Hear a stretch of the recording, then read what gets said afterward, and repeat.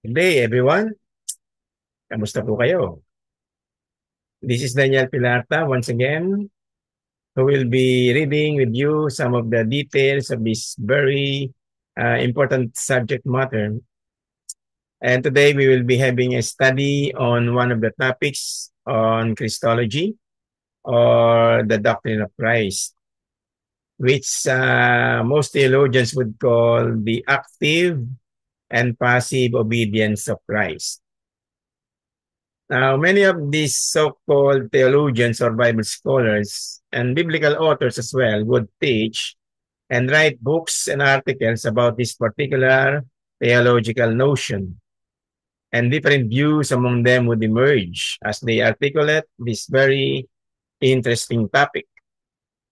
Some would argue that this subject matter would entail two separate acts of Christ in the way he demonstrated his life and works during his entire earthly ministry, while others would define it as the one whole act of Christ during his incarnation. That is to say, from his physical birth up to his suffering, death, burial, and bodily resurrection. Well, allow me to give you some of the deliberations of these brilliant minds that would eventually help us in the proper understanding of this great subject matter, and hoping that it would inspire us to love theology, and most of all, to love and serve God Himself, and thereby glorify Him forever. Simulan na po natin ang pag-aaral. And by the way, this is a 5-part series of our study. Part 1 of the 5-part series. Ito'y hinango ko sa isang article ng kapanahon ng 2012, particularly on June 19, 2012. And the title of this particular article is What is the difference between the active and the passive obedience of Christ? It is authored by Justin Taylor. Again, in his article dated June 19, 2012. Justin Taylor is the Executive Vice President for Book Publishing and Publisher for books at Crossway. Now, Justin Taylor says that a common mistake is to gloss, meaning or superficially treat Jesus' active obedience as his sinless life and his passive obedience as his atoning deaths. In other words, Jesus was active in his living and suffered in his dying. But that's not historically what the terms mean, though some popular defenders of the Reformed view occasionally make this mistake, whether through ignorance or oversimplification. Historically, the Reformed understanding is that Christ's passive obedience and his active obedience both refer to the whole of Christ's work. The distinction highlights different aspects, not periods, of Christ's works in paying the penalty for sin, which is passive obedience, and fulfilling the precepts of the law, which is active obedience. Now, Louis Berkhoff, one of the theologians, puts it in his standard book entitled Systematic Theology. The two accompany each other at every point in the Savior's life. There is a constant interpretation of the two. Christ's active and passive obedience should be regarded as complementary parts of an organic whole.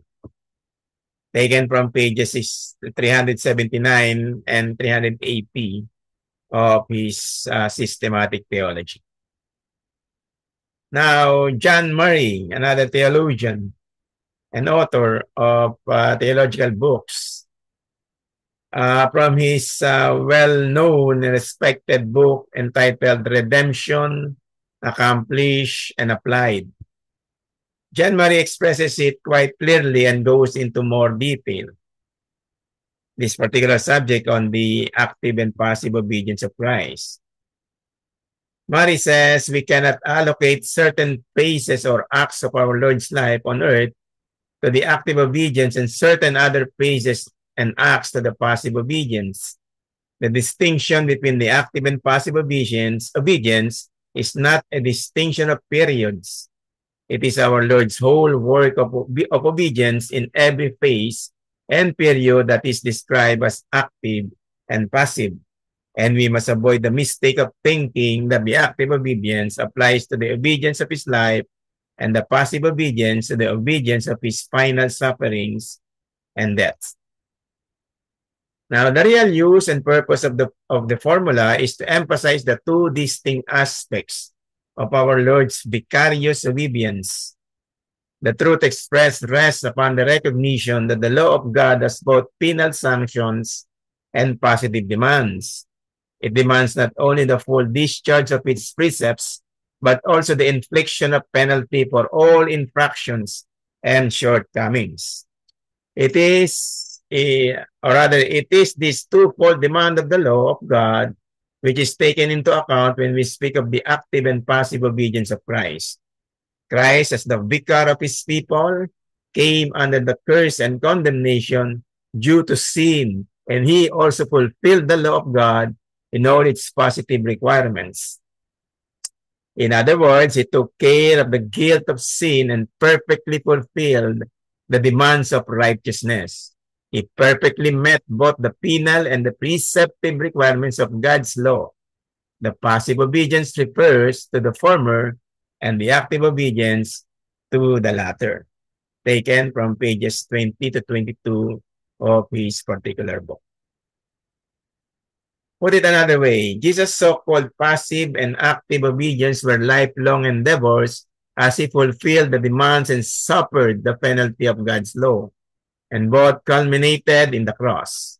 I would argue that the New Testament clearly teaches the lifelong passive obedience of Christ, his penalty-bearing work, and the lifelong active obedience of Christ, or his will of God obeying work, culminating in the cross. We then receive the benefits of this through the imputation of the obedience of Christ, or the reckoning of Christ's complete work on our account when we trust in him for salvation and are united to him. But it's not uncommon to hear some people say Scripture only teaches the imputation of Christ's passive obedience, not his active obedience. Another complaint goes like this: such fine distinctions are owing more to systematic theology than to the authorial intent, whereafter in exegetical theology. But here's the irony in it all. By arguing that it is only Christ's passive obedience that is imputed to our account, they are the ones making a distinction that cannot be found in the biblical text. The Reformed folks argue for both and not either or. In the New Testament, Christ's righteous work is of one cloth. It's always obedience unto death.